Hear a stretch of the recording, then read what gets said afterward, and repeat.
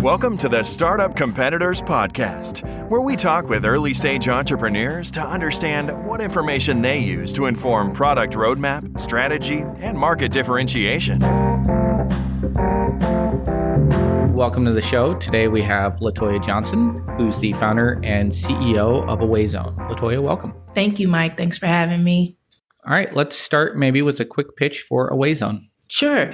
So AwayZone is an app built around cultural access that will connect business owners and service providers who represent a racial, ethnic, religious affiliation, or sexual orientation minority group to consumers who are looking for culturally specific experiences.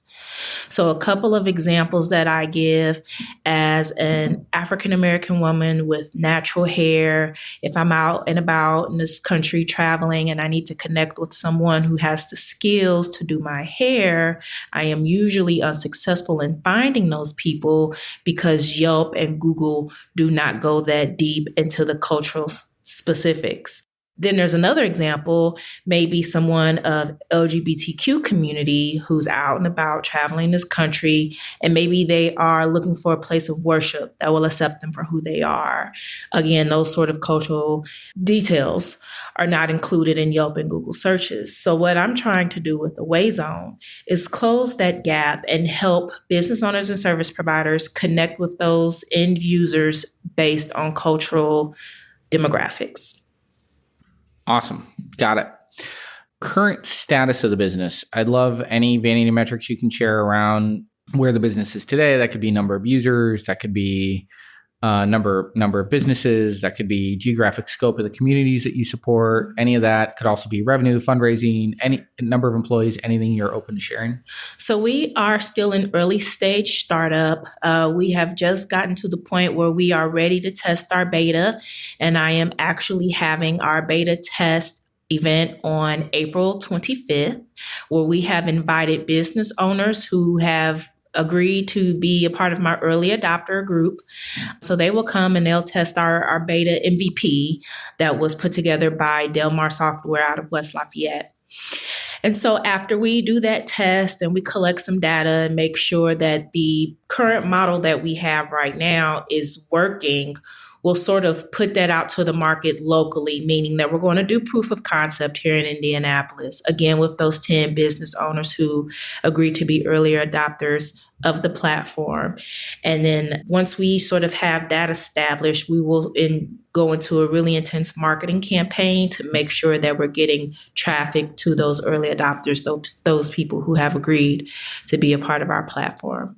So we have not done a full scale launch yet. Like I said, we're beta testing or getting ready to beta test, but we're close. That's awesome. By the time this comes out, you'll probably be in the beta test. As long as everything goes to plan. Yeah. Well, I hope so. All right. So, which will be good timing for this. Yeah. So that's great. So 10 beta testers, is that right? All in one community or across different communities? What was the approach there? So the approach right now is to work with business owners that are either African American woman-led or LGBTQ woman-led. And we choose to focus on women more so because women founders are the fastest growing group of entrepreneurs in this country right now. But women founders also receive less venture capital finances. Women of color have a harder time getting bank loans. A lot of time, women entrepreneurs experience, I don't want to say adversarial, but just when they are trying to get backing for their companies and their ideas, they're not as successful as their male counterparts. So that's why we're focusing on women. And I've chosen to start with African American and LGBTQ because I sort of have my hands in those communities. And so the business owners that have agreed to be a part of the early adopter group, they know me and they trust me. And I believe that contributes to why they were willing to be a part of the early stage of this startup. But as far as the platform overall, we do focus on all minority groups. It's just that we're sort of starting with Black-owned and LGBTQ so we can learn find out what works, what doesn't work, and then as best we can replicate what does work for the remaining cultures, but also making sure that we're culturally sensitive and appropriate once we start expanding out. I mean, you're in many ways launching a two-sided marketplace, right? So you need both. I have B2B and B2C, yep. Yes. You need users of the app and you need businesses on the app. So I'm interested in your thoughts post-beta. How are you planning to both reach those consumers and the businesses as you scale? So one of our strategies right now is to partner with the local universities and college campus communities. I am growing a relationship with IUPUI as we speak.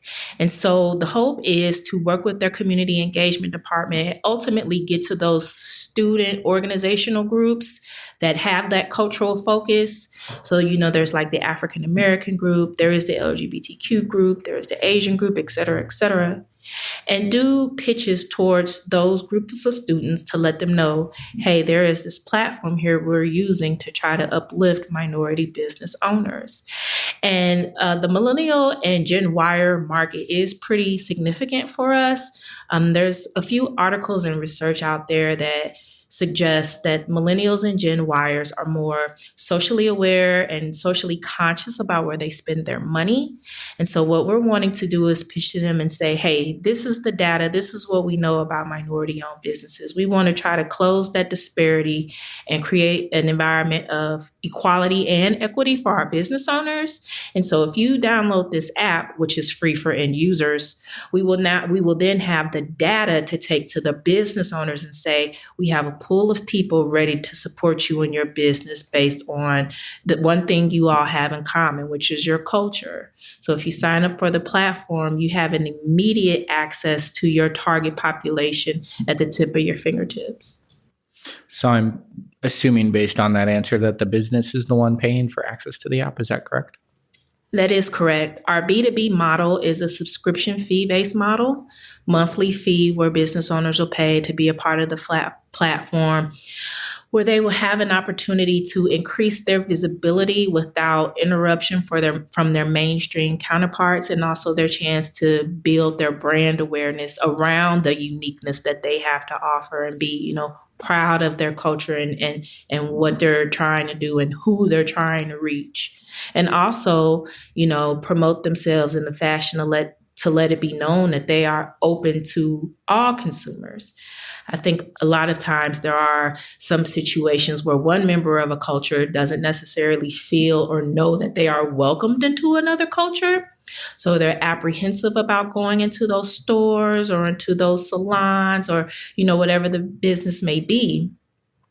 But that's, from my experience, I know that not to be true. It's just kind of getting over that hurdle. Yeah. So if they have all that information in an app where they can just look and say, hey, this is a, XYZ friendly organization or a welcoming organization, then the end user knows, well, I can go there at least and see what's happening. And that's what we need to do, right? Is just get their foot in the door and give them a good experience while they're there. Well, you kind of hit where the idea came from, but in your opening pitch, but when did this become tangible for you? When did you say, I have to do this? Sure. So this idea had surfaced in my head many years ago. Again, being an African American woman with natural hair, I had gone out to Las Vegas. And, anymore, Las Vegas is just one big tourist trap. So right. it's hard to locate normal, just the mom and pop average restaurants or stores or whatever the case without having to go into a casino. You don't want to pay $500 to get your hair done? Yeah. And so I had forgot to pack something that I needed, and I was trying to Google around and find it, and I just was unsuccessful. And I was just like, wow, there should be something to make this easier. And ideally, you think about Yelp or Google, but in my particular case, that just wasn't happening. But what really sort of said, okay, I have to do this. I was working a part-time job. So a little background about me. I do have a full-time job. I am an occupational health and safety risk manager. It's my day job, what I call my reality job while I'm chasing my dream.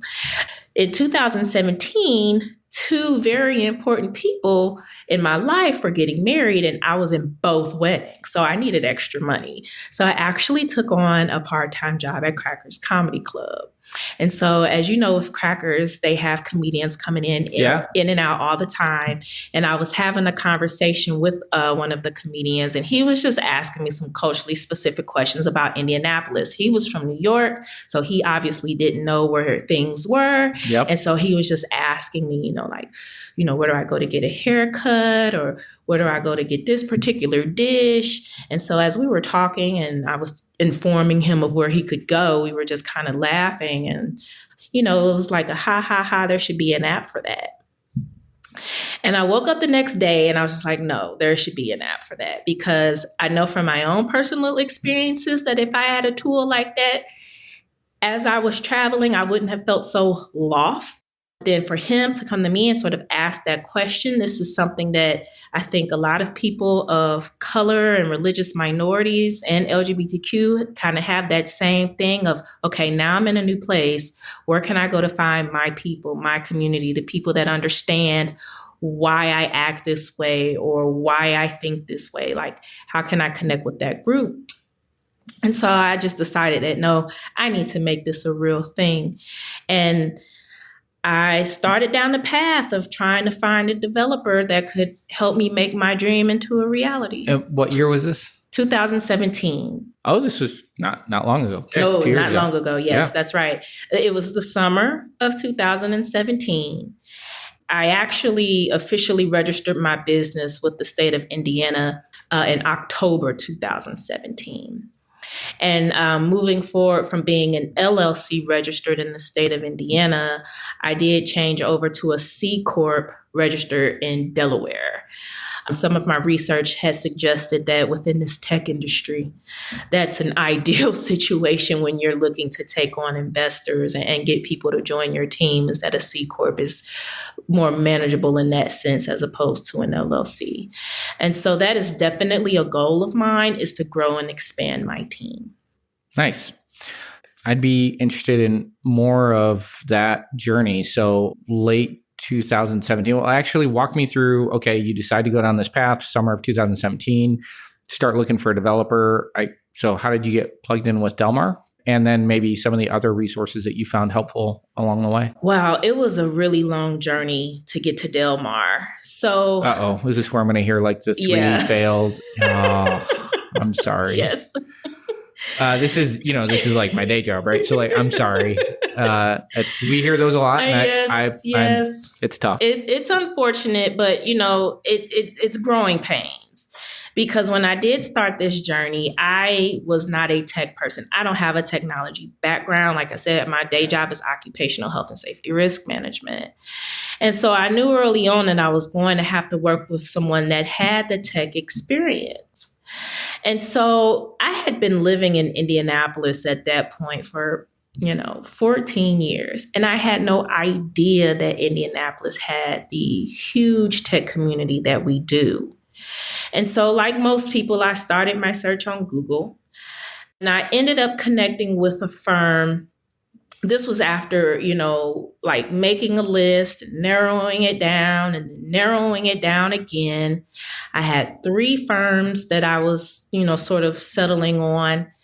And this one particular firm, I had actually said, you know what, I'm going to pass, because something in my instincts was telling me not to. I didn't listen to my instincts. So that was the first major lesson as a business owner and entrepreneur that I learned, was to trust my instincts. I will not make that mistake again. So, do you know what it was that tipped you? Do you have any insider idea as to what tipped you off as to why it might not have been a good fit? So having the conversation with the first salesman of this organization, he was sort of just quick talking and not really listening. He was just more intent on selling me than actually listening to me, if that makes sense. It totally makes sense. And so that was a turnoff. And I told him, I was like, I don't think this partnership is going to work and I'm going to move on. So actually what ended up happening was their vice president of operations called me directly. And he did a much better job at his salesmanship.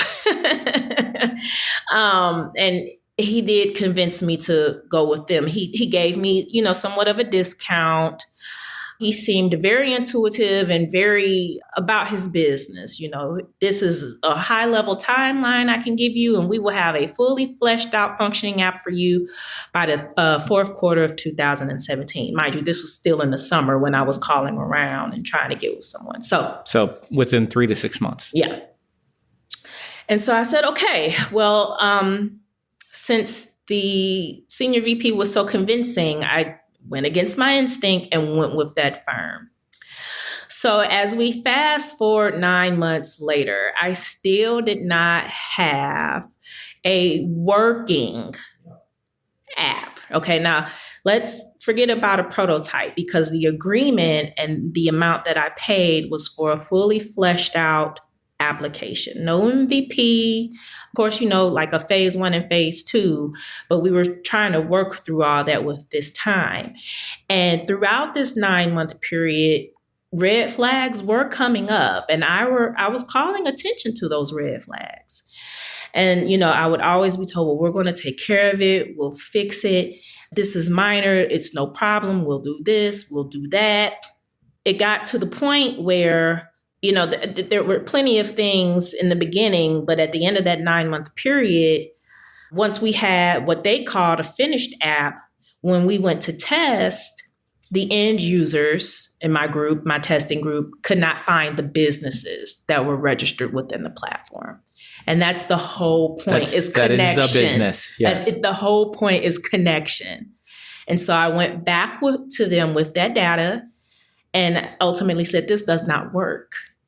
And they're like, okay, well, we'll fix it. Just give us a chance to fix it. And I told them, absolutely not, because you have had months to fix it. Because again, red flags had been coming up and I had been trying to work with this group. I didn't want to just cut them off because I was looking for a long-term partnership. But unfortunately, they were not able to provide me with the product that I paid for. And so we have severed ties, and I am still working behind the scenes to rectify that. So that is why I say that was my biggest learning lesson as an entrepreneur. Number one. Trust those instincts. And so that took you into early 2018, is that right? That's right. So that brought me into early 2018. And at this point, and I'd like to say, thanks to Kristen Cooper and the Startup Ladies, when I got involved with the Startup Ladies, that is when I was able to get people on my team that were trustworthy and had my best interest at heart. And I connected with a gentleman named Tom Cooper. And he's really the one who came in and said, LaToya, this is just not right. They are supposed to X, Y, and Z, and they're not doing those things. And so he actually armed me with, the knowledge and the right verbiage, so to speak, to say, to call them out essentially. Yeah. And so he helped me get that ball rolling. And I greatly appreciate Tom's help for that. But it was with the Startup Ladies and the tremendous support of Kristen Cooper that I was able to connect with Delmar. Representatives from Delmar had heard me pitch at the Startup Ladies 4-year anniversary, and they were interested in trying to establish a relationship, as was I. And we have been working together on getting a MVP ready for, testing and launch, and something that I can show potential investors I actually have a prototype that works. That's awesome. So that was the journey. And like I said, I was a novice in all of this. And, you're going to bump your head throughout the business journey. I hate that happened to me the way that it did, but... Let's stay on that theme for just a second. What, if you're willing to say nice things about them, what were some of the things about your experience with Delmar, like early signals that this is so different from the last firm? Like this is exactly what I needed. Yeah. Right. Like what were some of those early tells? Just because there are a lot of people who are listening potentially who have experienced what you experienced that first time. Right. Yeah. So what are some things that they can look for that will tell them, no, you're in the right place? Yeah. So I don't know if it's okay to drop names, but my project manager, his name is Dan Kim. And he's just on it. He was, if we were corresponding via email, he always responded quickly. Was very knowledgeable, but also spoke to me in layman terms, if that makes sense. So he wasn't so high up in the technical jargon that I didn't understand what was going on. But he also was, obviously educated and experienced enough to know what he was doing. He and I had met, a couple of times face to face before we actually signed the agreement. And so it was very just straightforward, business focused.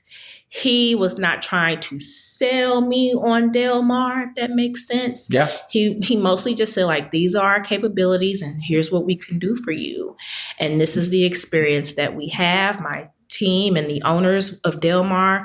This is how we got started. So from a professional business sort of technical sense, it all came together. But like I said, Dan was just very on top of it, very professional, always kept in touch with me, didn't let things lag. He was just on it. Excellent. Thank you for sharing that. And I'm sure he's going to be tickled when he hears it. It's great. I would love hearing that about me. So that's good. All right. So well, if you encounter good people, I think good people need to, be acknowledged.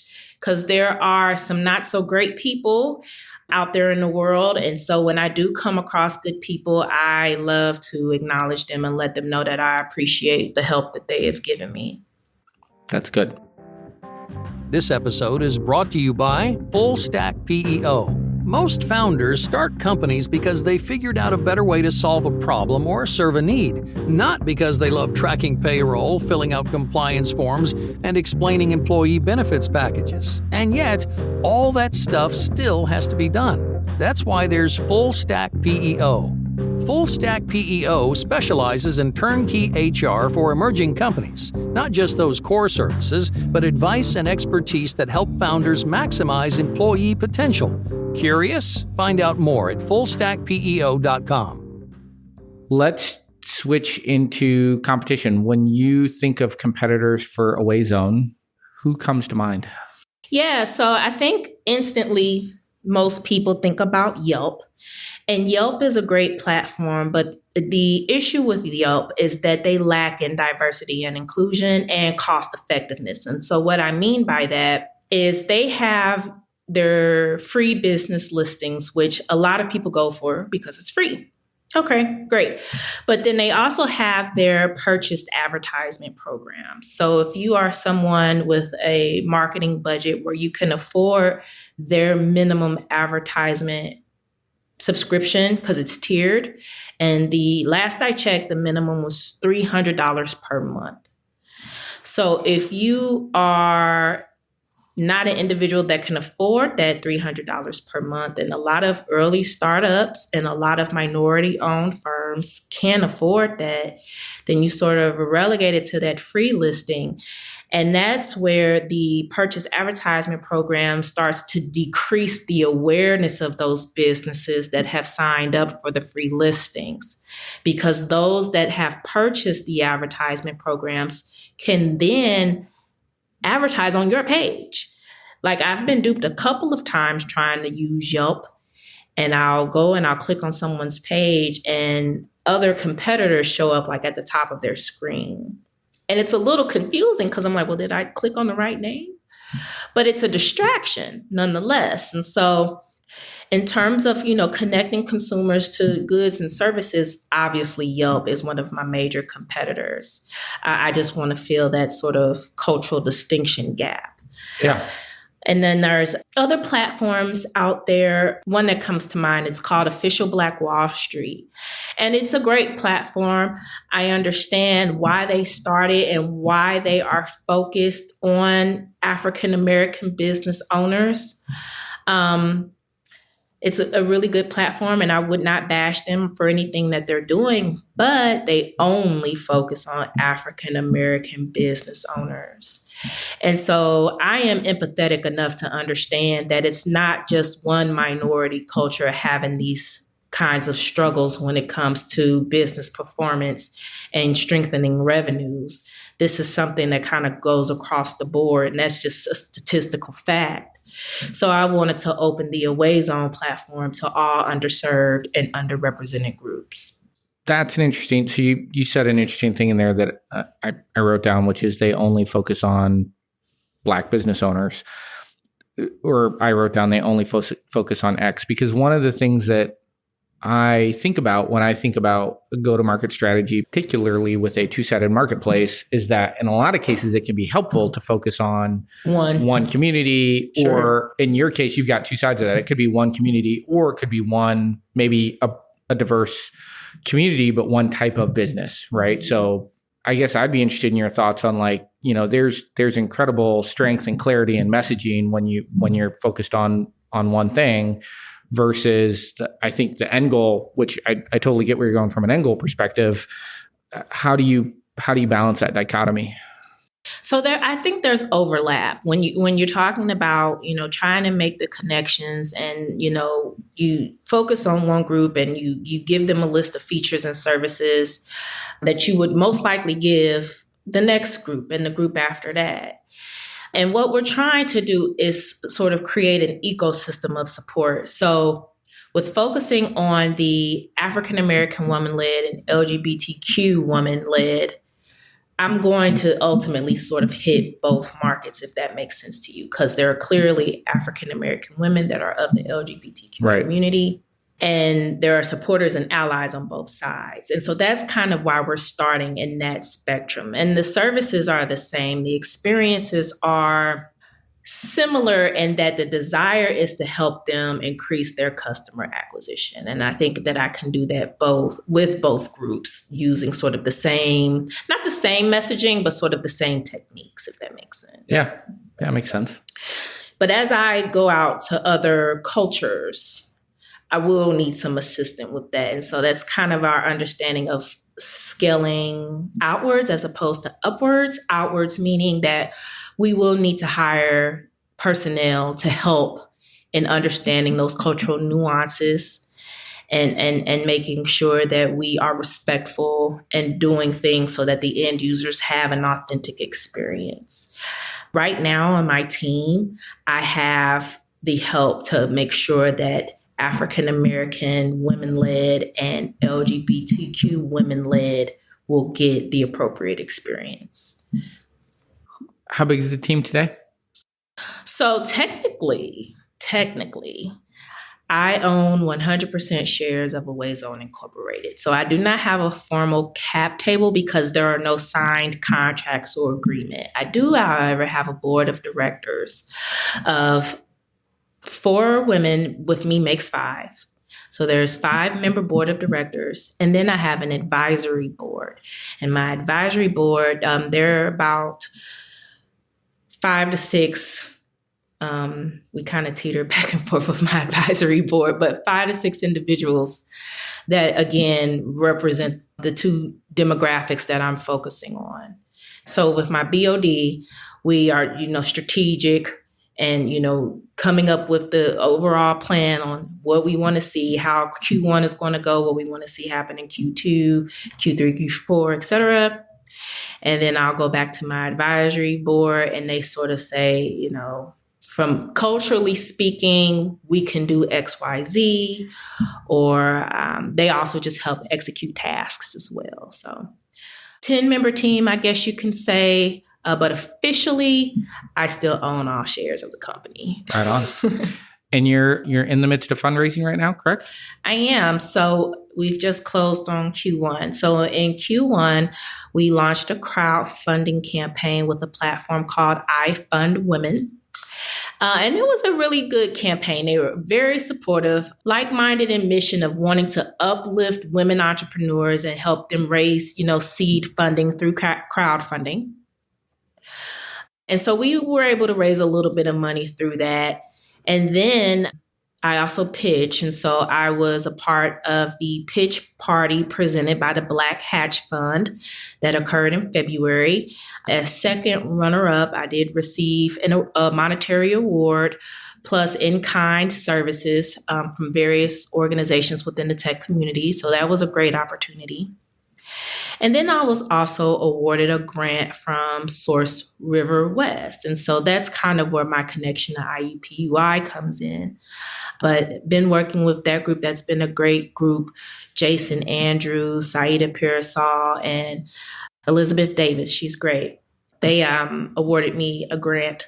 And so with that, the money raised in Q1 is how I was able to go ahead and pay Delmar for their services of the MVP. And like I said, now we're getting ready to beta test. That's awesome. Yeah. So I think most of my fundraising efforts come from what I call like the pitch circuit. I've been pitching around Indianapolis, and actually on, let's see, is it Thursday? On Thursday, April 4th, I will be pitching in the Crossroads Pitch Competition in Bloomington, Indiana, where we are all going for a $10,000 grand prize. And that would help my company out significantly. Not only will that help me improve the MVP that we have right now, but that'll make some room for me to hire a couple of interns and have them do some tasks for me that help keep the business running in the background. I'm interested, what's the thing that you're personally working on right now, where you're trying to level up in terms of skill set or ability that has you kind of excited for 2018? So it could be books you're reading, things you're doing online. Like, how are you trying to level up right now? I am reading or listening, shall I say, to a book called Tribes. Excellent book. I'm going to pull that up. Yeah, I just started it, but that whole aspect of, it's like lead by example, and just this being yourself and leading and rallying everyone around this common cause is ultimately what AwayZone is all about. The goal is to help underperforming businesses perform better by making sure they have access to markets that contain people known for supporting their kind of services, goods, experiences, whatever they have to offer. And so rallying the people to say, let's, help these businesses perform better financially so that they can grow themselves, and then they can hire, and not only hire, but hire people from their community. And now we're increasing jobs. And once we have people working, they can take pride in having something that they're earning money in. And then they take their monies and give it back to the communities. So, we can invest in better schools. We can invest in, sort of the curb appeal of our residential housing situations and just brighten things up. And so it's like this cycle. Yeah. That once you get one part built up strong and going, it'll eventually have an effect throughout everyone in the community, as long as it's done correctly and with good intention. And that's my rally cry is, all those with good intentions, please join me in helping to uplift underserved and underrepresented communities by way of supporting their businesses and trying to keep, and strengthen their economic ecosystem. That's really what I'm trying to do. So Tribes so far has been really motivating in that. And then I think sort of personally, professionally, one of my weaknesses that I'm working on is public relations and marketing. Rallying the troops means sort of bringing everyone together. And so I think of like events. And so what's the logistics behind having successful events where everyone is getting something out of it and they feel good for participating? That is what I'm learning and working on right now. It's both personal and professional. It'll feed my soul and my business. And it's a skill that I don't have that I'm looking forward to growing. So that's awesome. Is that just at bats? Is that just running events and learning trial by fire? Or are you reading anything about that or talking to anybody? I do have, two of my board members have a lot of experience in public relations and marketing. So for me right now, it is trial by fire because I'm a hands-on learner in that aspect. Me too. So I just kind of need to see it and get a direction at first. And then it's like, okay, now let me run with it and see if I can make it happen as well. I like to learn that way. That's awesome. Yeah. All right. Well, thank you so much for the time. I know we're a little bit over. If anybody wanted to get in touch with you to learn more about AwayZone or to offer any help in any sort of way, how can they do that? Definitely visit the website, www.awayzone.us. And then I can be reached at ljohnson@AwayZones.com. So that's AwayZone.us is the website. ljohnson@AwayZones.com is my email address. Awesome. Thank you so much for coming on. This has been great. Thank you. I appreciate the opportunity. This is way better. You're awesome. I appreciate it.